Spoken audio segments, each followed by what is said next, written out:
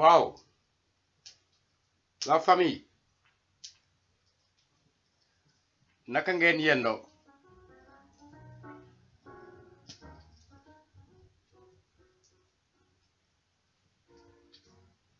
j'espère que yéen a ngi ci jàmm tey nag bés bu métti la ci ñun bés bu métti ci ñut na tey perte nañ suñu benn doomu ndey suñu jigéen bu yàgg ci xeex bi ak ñun bi ñu xale ba tey mu di Sophie Mané Sophie tàggu nañu tey ci 17 heures Sophie dem na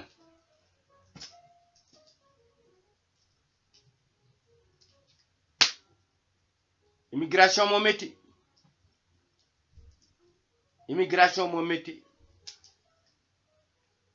léegi laa raccroché ak sama rakk ji Xadi Saaxo moom àddinaam yépp a ngi yàqu elle n'arrête pas de réécouter le dernier message bi ko Sophie bàyyi l'autre jour ma koy wax li ñu fi suul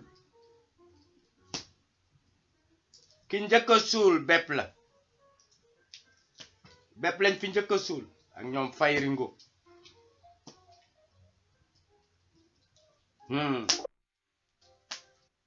mais ñun li ñu yenu dafa métti Sophie nag maa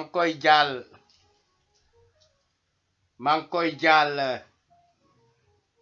sama camarade yi sœur yeeg frère u ànd jëf yëpp d'abord wàcc nag dem ci tey ci frère ak sœuru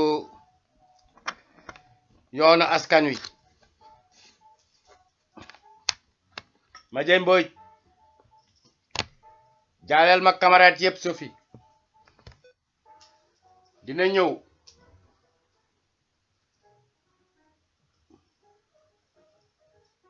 maa ngi féliciter aussi les camarades taxaw nañ ci taxaw bu baax surtout suñu benn doom di suñu rakk di suñu camarade muy Moulay Aydara bravo camarade ak sama mag Badou Fall bu PIT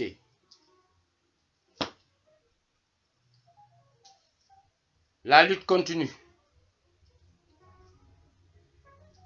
continue tey nag sama baaji lay teg fano lay teg xalaatam ak li mu xeex ak suma beneen camarade algérien Ben Salem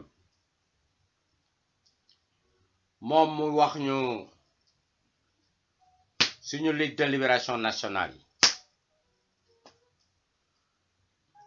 ñu déglu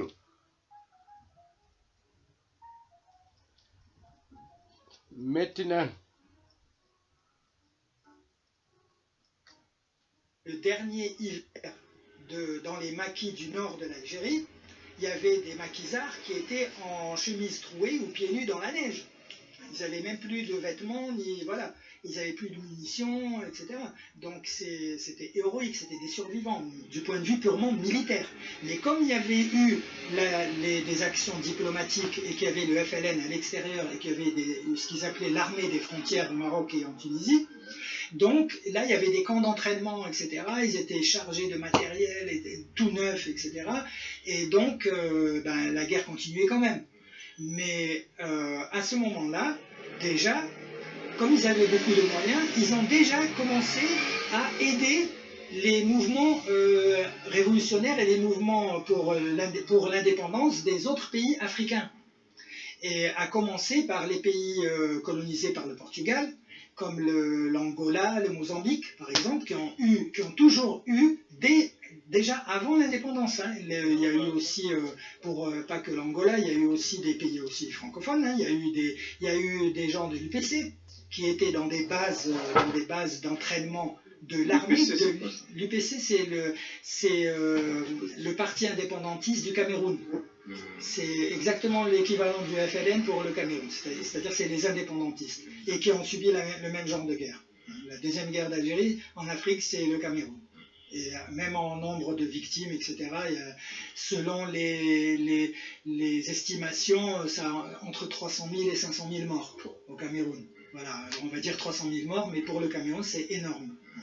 Et concentré surtout, mais pas que là, hein, mais le nœud de la guerre, c'était l'épicentre, c'était le pays Bamileke. Ils les ont massacrés.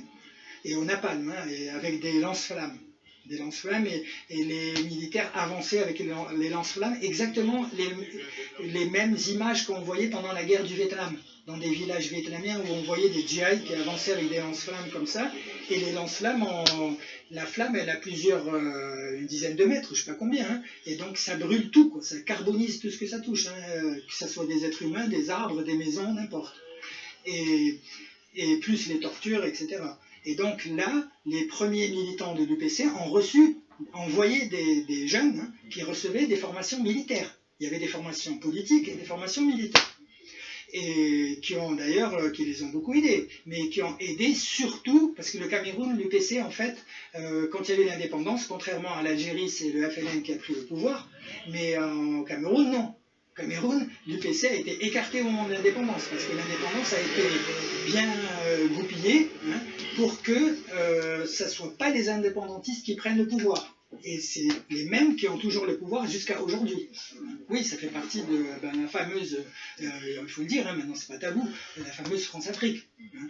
Donc il y a beaucoup de pays africains où les gens qui ont lutté pour leur indépendance, donc si on veut pour l'émancipation de leur peuple, etc., soit ils étaient écartés tout de suite, soit ils étaient tués, etc., de manière violente, quoi, soit ils avaient réussi à prendre le pouvoir parce qu'ils étaient très populaires, comme Bembella, comme Modibo Keïta et d'autres, hein, mais au bout d'un an ou 2 ans, ou Mamadou Diori au Niger, etc., tout ça, c'est des gens qui avaient lutté pour l'indépendance de leur peuple. Hein.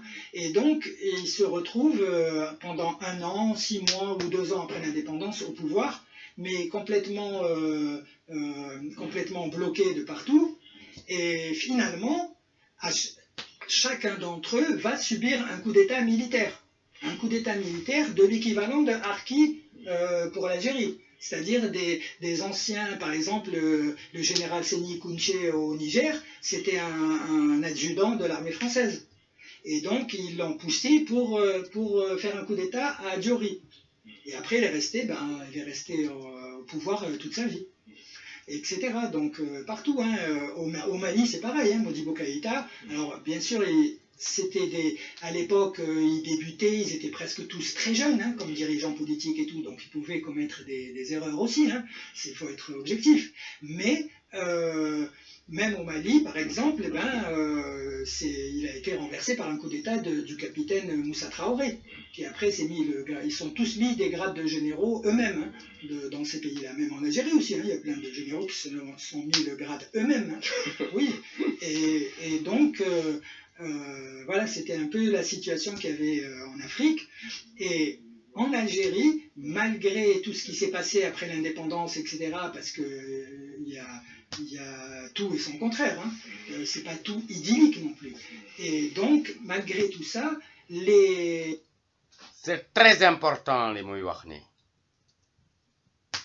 kii mooy début années 60 coup d'état yi muy wax te waxul lan la yëpp France li ñu daan wax le SAC Pandro Foccart Charles Pasqua ñoo doon monté yooyu coup d'état déglu leen ko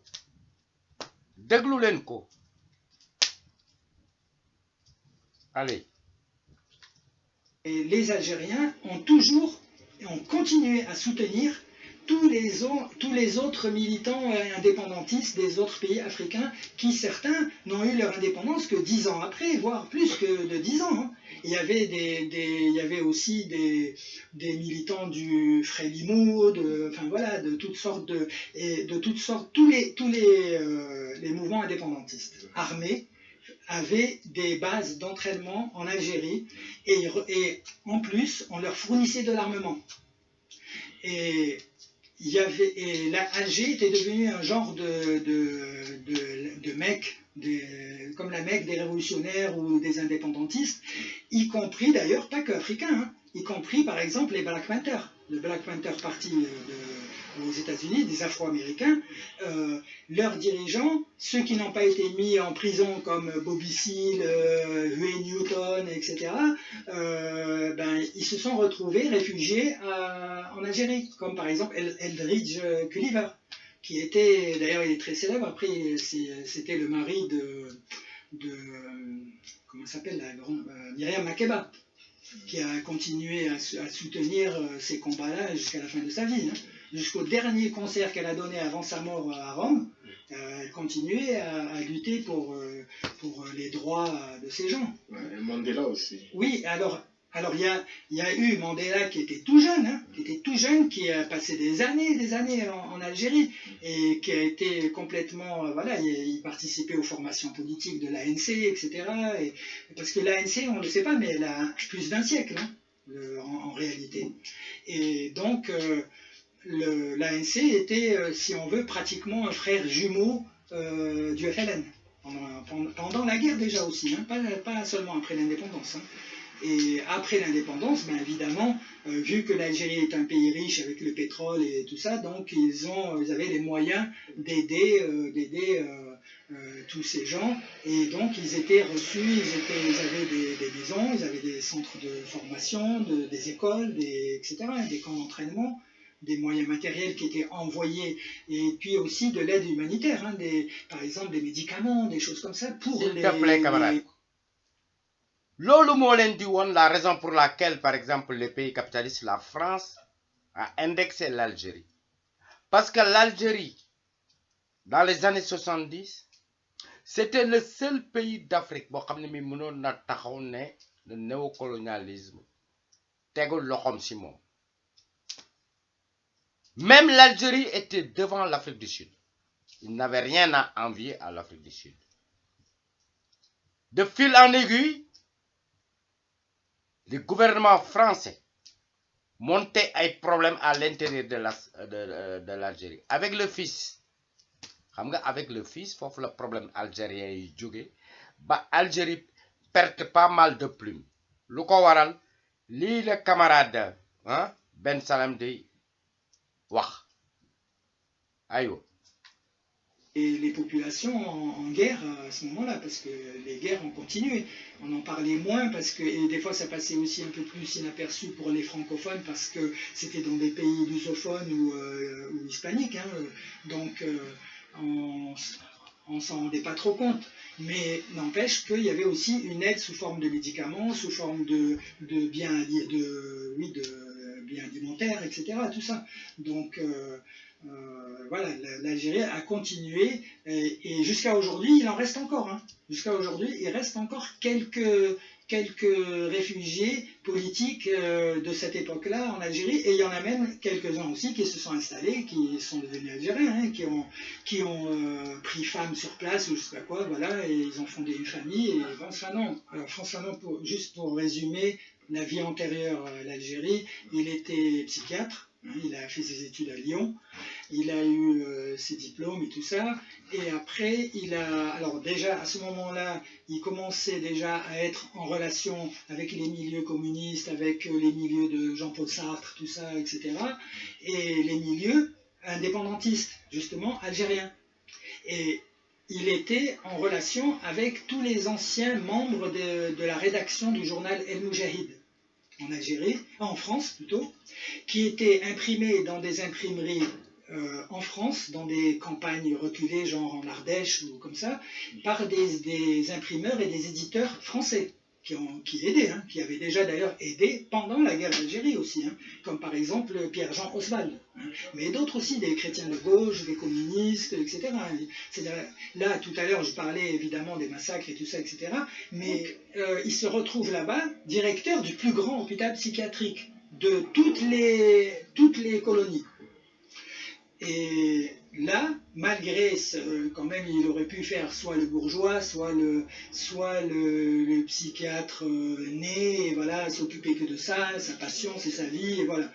Mais non, en fait, là aussi, à l'intérieur de l'hôpital, il va se rendre compte que là aussi, il y a un apartheid. Et que là aussi, les patients eux-mêmes ne sont pas traités de la même façon, mais pas du tout. Les patients, par exemple, il y avait des femmes ou des hommes hein, qui étaient enchaînés avec des colliers en fer autour du cou, autour des poignets, autour des chevilles, et reliés avec des chaînes. Il y a des photos, hein, il y a des photos même dans des bouquins, dans Les damnés de la Terre, écrit par Frantz Fanon, il y a des photos. C'est-à-dire on n'a pas rêvé. C'est pas quelque chose qui est fantasmé, ou voilà. Et donc, là aussi, il va encore prendre conscience, jusqu'au jour où il va être contacté. Il va être contacté par un représentant du FLN, un des grands chefs du FLN qui s'appelait Aban Rabdan, qui est mort pendant la guerre, lui avait envoyé un émissaire qui était lui-même un médecin français qui était du côté FLN, qui travaillait pour le FLN secrètement, hein, clandestinement. Et le docteur Chollet, donc il est très célèbre maintenant. Alors, en Algérie, il y a des places ou des boulevards qui s'appellent comme ça, ou un hôpital qui s'appelle l'hôpital du docteur Chollet, etc. C'est comme Maurice Audin, un jeune mathématicien qui avait 24 ans ou 25 ans, comme ça, et qui a été tué par des parachutistes en plein centre d'Alger. Il y en a d'autres, hein. Il y a beaucoup de Français qui étaient dans ce cas-là aussi, hein, et qui sont là-bas devenus des héros nationaux.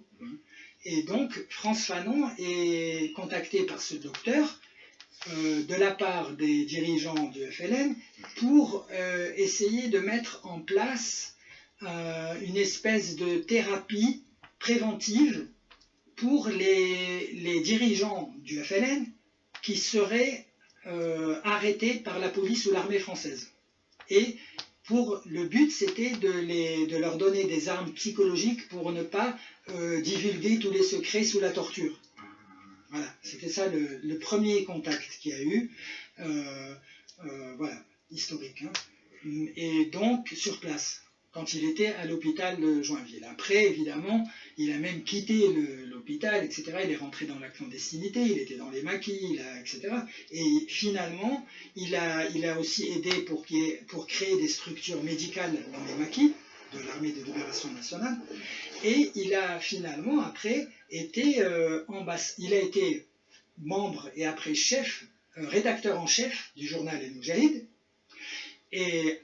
Et d'ailleurs, quand vous allez lire, on a ici les recueils des trois gros volumes hein, de tous les journaux, tous les numéros du journal El Moudjahid qui ont paru pendant la guerre d'Algérie. Et si vous allez bien lire dans le texte, Peau noire, masque blanc, Les damnés de la Terre, l'an 5 de la Révolution algérienne et quelques autres textes de Frantz Fanon, vous allez reconnaître son style dans pas mal d'articles de chaque numéro. Et après, il a été nommé ambassadeur du FLN au Ghana, à Accra, mais pas comme ça par hasard. Il a été envoyé là-bas à un moment précis où il y avait la naissance du mouvement pour l'unité africaine, avec Kwame Nkrumah, avec John Brown, d'ailleurs, pas John Brown, avec Webb Du Bois. On a d'ailleurs ici, on a publié un ouvrage sur... de Webb Du Bois, celui-là, vous voyez, Webb Du Bois, l'héritage de John Brown. Ah ouais. Et Webb Du Bois, il est là. William Dubois. Oui, voilà. Oui, William. Ah mais on comprend pas. Hein, William Edgar Dubois. Oui, on l'appelle Webb parce que c'est William Edgar Burroughs Dubois. Ouais, oh là. Et il est d'origine haïtienne. Et il s'appelle Dubois parce qu'il a un de ses ancêtres, je ne sais pas si c'était maternel ou paternel, mais qui était d'origine qui était français, quoi. C'est pour ça que c'est Dubois. Hein. Il est là d'ailleurs, on le voit ici. voilà. Lui, c'est aussi un... C'est pratiquement, on va dire, ça aurait pu être le grand-père de François Non. Parce que, en tout cas, c'est son père spirituel, ça c'est presque sûr. C'est lui qui a créé la NAACP, c'est-à-dire la National Association for Advanced Colored People aux États-Unis. En 1905, je crois, ou 1902. En 1902, oui, en 1902, il l'a créé. Et au moment de la guerre d'Algérie, il quitte les États-Unis. Il était d'origine haïtienne, il est parti aux États-Unis. Il a été professeur d'université, il a eu la chance de pouvoir faire des études, c'est pas tout le monde qui pouvait à ce moment-là. Et il a été éditeur, il a fondé plusieurs revues, etc. Et surtout, cette association qui existe toujours, et le centenaire de l'association en 2002, il était inauguré par Obama. Tout ça dama koy def pour won xalé tay yi que ne ligne idéologique dafa am li le camarade di netali na ngeen ko deglu bu baax ak sen intelligence di ngeen comprendre la suite tay ku genn ci pays opprimés surtout ma famille noire d'Afrique que ne ligne panafricaniste amul ligne bu jox liberté Afrique amul bo xamné bi idéologie la du race parce que xex bi ay tubab dañ ci bok ay nar bok ci ay antillais bok ci ay africain bok ci ay diaspora bok ci ñu dem ba nek ben ngandum famille yaangi dégg Black Panthers bi ñew Seck Miriam Makeba yéen a ngi dégg bi ñu jëlee Franck Fanon dal di ko yóbbu Ghana ci Kwame Nkrumah mun ngeen dégg aussi ne Ligue de libération nationale yi am à l'époque yi ñu mujjee xeex muy Angola di Guinée-Bissau suñu wet Amilcar Cabral ndeysaan yàlla la yàlla yërëm ak Mozambique cubain yaa ngi ci woon ci biir te mun ngeen dégg aussi le dernier discours de Che Guevara mu ngi ko defee Algérie te xeexkat yi nekk Congo Kabila père rek ñooñu ñëpp moo leen yar camarade je te laisse la parole continue. Et alors lui, ce qui est important, c'est qu'il était, à la fin de sa vie, il était comme ambassadeur du FLN. Donc en fait, François Fanon, il était devenu algérien en fait. Hein. Oui, il était algérien, oui. D'accord. Oui. Et d'ailleurs, son fils est algérien, hein. Son fils, il s'appelle Olivier Omar François Fanon. Il a deux, Olivier et Mireille. Olivier, Franck Fanon dafa bàyyi nationalité française am jël nationalité algérienne. Olivier mi muy wax algérien la nationalité papam la jël mu ngi liggéey ci ambassade Algérie fii en France. Mireille nag mu ngi fii ma sœur daañu ñuy gisee mais bon ayo ñu dem. Et il travaille dans une ambassade algérienne. Hein. Oui, il est algérien. Et donc, il est envoyé là-bas, pas par hasard, mais on comprend bien dans quel contexte il est envoyé, et il est envoyé spécialement pour aider à la construction de l'unité africaine. Voilà. Donc, dans la construction de l'unité africaine, il y a aussi, y compris ce dont on parlait tout à l'heure, la déconstruction de l'Afrique coloniale qui est restée encore coloniale. Donc voilà un peu le parcours de François Fanon, et qui est un parcours qui est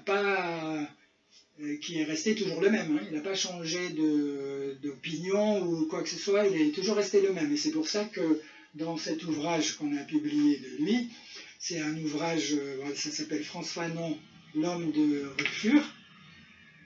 C'est un ouvrage qui est publié dans la série cinquantenaire des indépendances. Et la collection, c'est Les fourmis rouges dans nos sommeils.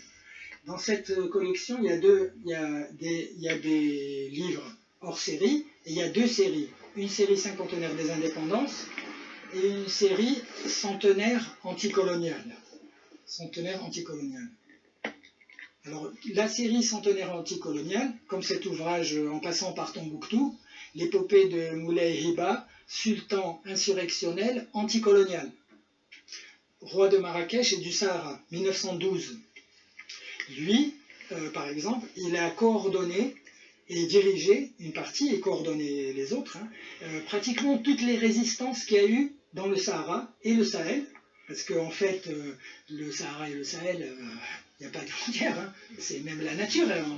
On voit jamais vraiment où on est complètement dans le désert et où on est complètement dans c'est les mêmes pays. Et donc, et à tous les points de vue, c'est les mêmes pays, historiquement, ethniquement, et puis il y a des brassages, il y a plein de... Par exemple, aujourd'hui, on essaye de... Voilà, les Touaregs contre les autres, etc., je sais pas, mais les Touaregs, par exemple, ils avaient l'habitude, depuis des siècles et des siècles, il y avait des fêtes chaque année, où, par exemple, il y avait 100 mariages entre des femmes Touaregs et des Peuls, ou entre des femmes Peuls et des hommes Touaregs. Et la même chose avec les Sangrai ou les Armas du sud du Niger, les chasseurs du fleuve, les chasseurs d'hippopotames et tout ça autrefois. Hein. Et ou avec les Hausa aussi, voilà, il y a beaucoup de Touaregs du Niger qui sont mariés avec des femmes ou des hommes Hausa, etc. Il y a la même chose avec les Mandingues, hein, les Bambara, d'autres, hein, voilà. Donc il n'y avait pas ces problèmes-là avant. Et même qu'on a choisi ici de publier cet ouvrage en mettant le titre « En passant par Tombouctou », parce que justement Tombouctou était une capitale à ce moment-là qui représentait tout à fait exactement le contraire de ce qui s'est passé avec les puissances coloniales. Tombouctou, à partir du XVIIe siècle, il y avait des universités. Et il y avait une université qui comptait à Tombouctou, hein. Pourtant c'est encore le désert. Là, hein. Et là, il y avait entre 22 000 et 25 000 étudiants. Je ne sais pas si vous imaginez, au XVIIe siècle, en plein désert et en plein cœur de l'Afrique, parce que Tombouctou c'est là. Tombouctou c'est là. Hein. Donc là, on est plus près de l'océan Atlantique ici que de la Méditerranée. Hein. Donc on est vraiment dans le cœur du continent. Et là... Putain. Point boobu moo leen di won ne bu ñu resté sous-développé rek ñun la neex te bu ñu nekkee sous-développé rek dañ ñu dóor ñu nangu ko dégg ngeen li mu wax ci Tombouctou dégg ngeen li mu wax ci Tombouctou naa leen bàyyi ñu avancé léegi nag xale bu fi nekk juddu di dof-doflu nekk libéral nekk opportuniste sauf qui peut rëcc jóge Sénégal immigré wala nga am for nekk aliéné petit bourgeois tu vois bañ a gis xam nga c'est de l'égoïsme comme ni mu waxee au début ne Fano mënoon na nekk bourgeois il avait tout yooyu yëpp daf ko sànni dugg ci Macky bi mun naa leen citer ñu bari ñu muy tudd ñi ñëpp c'est pas des crève la dalle de léegi nag boo jëlee analyse bi dafa mel ni crève la dalle yi ñoo trahir Afrique dafa mel ni crève la dalle yi l'impérialisme yëkkati ñoom lañ mën a jënd loolu lay nuru. Là, les écoles, beaucoup de sciences, hein, les mathématiques, l'astronomie, etc. Et donc, et bien sûr les sciences humaines, hein, la littérature, la philo, le droit, etc. Et donc, les 25 000 étudiants qu'il y avait en permanence, hein, c'est un brassage, hein, il y avait des gens de toute l'Afrique de l'Ouest, des enfants, hein, des jeunes, quoi. Et eux-mêmes, quand ils atteignaient un certain stade de savoir, ils retournaient chez eux en général et ils devenaient à leur tour des chirs ou des professeurs, quoi, dans leur région d'origine. Par exemple, dans le Fouta Jalon, en Guinée, chez les Peuls du Fouta Jalon. C'était très lettré, hein. Les Peuls du Fouta Jalon, c'est une des régions d'Afrique où il y avait le plus de lettrés. Voilà, presque des intellos, hein. La même chose dans le foot à taureau, il y avait, pour les peuls, hein, je parle, mais il y avait la même chose aussi pour les mandingues à Soussou, dans plein d'endroits différents. Et aussi du côté du Sénégal, hein, vers Saint-Louis. Saint-Louis, ça s'appelait Darussalam, ça s'appelait pas Saint-Louis, hein, et c'était la capitale, Darussalam, Saint-Louis. C'était pas, parce qu'après, ils ont enlevé les capitales plusieurs fois, hein, dans l'histoire des colonies. Plusieurs fois, des pays avaient une capitale et elles étaient, on va dire, décapitalisées parce que c'était des capitales qui étaient soit trop insoumises, hein, soit difficiles, quoi, enfin difficiles à conquérir, ou voilà. Donc, on décidait, le chef des armées coloniales de ce moment-là, à cet endroit, décide que c'est plus cette ville, la capitale de ce pays, ça sera tel autre. Donc ça sera Dakar. Pour le Maroc, par exemple, c'était Fès, la capitale. C'est le maréchal Lyautey. Comme Fès était imprenable et tout autour c'était que des montagnes et que des Amazirs là, hyper rebelles, etc. Impossible à soumettre vraiment. Après ils les ont soumis, mais au canon de campagne 75, les premiers grands canons, voilà. Et donc ils leur tiraient des obus du haut des montagnes et ils étaient massacrés, quoi. Et donc, mais en attendant, ils ont déménagé la capitale avec le roi, ils ont exfiltré le roi de l'époque et ils l'ont ramené à Rabat. Et Rabat n'était pas la capitale. Donc voilà, vous lire, mais il y avait voilà, Fodé, Kaba, Doumbouya, Almami, Amadou, Chekou, il y avait Lamine Dram, et il y avait une reine, voilà, par exemple ici, la Saraounia Mangou, reine de justice face à la sinistre colonne Voulé-Chanoine. Alors la colonne Voulé-Chanoine, c'est un colonel qui dirige une colonne de l'armée coloniale qui a pénétré à partir des troupes de Faidherbe qu'il y avait au Sénégal. Il a pénétré tout le Sahel en passant par le Mali, l'actuel Mali, mais à l'époque il n'y a pas, hein, c'est un seul pays tout ça. Il traverse le Mali et il arrive au sud du Niger. Partout où il passait, c'était des massacres, pareil comme la conquête de l'Algérie, hein, c'est-à-dire les villages brûlés, etc., les hommes et les femmes pendus aux arbres, etc., hein, les arbres des acacias, tout ça qu'il y a au Sahel. Hein. Et arrivé au Niger, il y a un endroit où ils ont fait pareil aussi. Il était dirigé par cette reine-là qu'on mentionne. Hein. Et d'ailleurs, maintenant, un siècle après, hein, quand il y a eu l'indépendance du Niger, c'est devenu un des héros nationaux de Niger. Et le colonel Voulé-Chanoine, il est arrivé au Niger, et c'est un peu normal, hein, d'ailleurs c'est bizarre qu'il n'y ait pas beaucoup d'autres qui ont eu ce cas, mais il a eu une sorte de folie meurtrière, et ce qui fait qu'arrivé à Zinder, Zinder c'est entre Niamey et N'Djamena, il a décidé de fonder son propre royaume, c'est-à-dire indépendant même de la France. Oui. Et il a commencé à massacrer tout le monde, etc. Il s'est installé, etc. Hein. Et à tel point que l'armée française de l'époque, donc l'armée coloniale, hein, était obligée de Paris d'envoyer des renforts et d'envoyer d'autres colonnes pour aller le tuer. Ils se sont débarrassés de lui. Ils ont attaqué, si on veut, l'armée coloniale qui a attaqué une autre partie de l'armée coloniale. Il s'est passé plein de choses, hein, dans l'histoire. Ça, c'est des choses qu'on ne trouve pas dans les manuels. Il faut remontrer le livre quand même pour ceux que ça intéresse. Donc, pour ceux que ça intéresse, l'histoire de l'Afrique, du Sahel, Ok, c'est bon après. Ouais, c'est bon. Pour ceux que ça intéresse, en passant par Tombouctou, l'épopée de Moulay Hiba, sultan insurrectionnel anticolonial. C'est dans la série Centenaire anticolonial. Et là, on voit la mosquée principale où il y avait l'université de Tombouctou. C'est elle qui est là, hein, l'image. Oui. Très bien. Ok. Voilà. Bon, Chekib, merci beaucoup.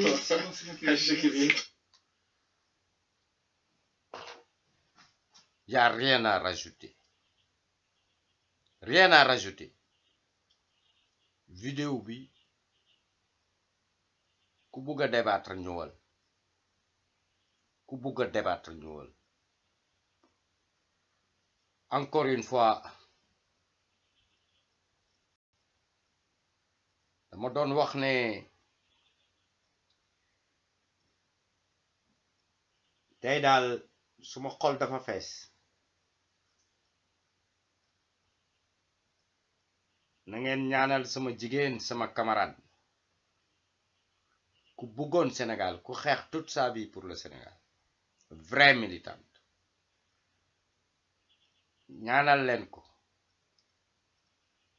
Sophie yàlla na sa yax sedd mama foo naa la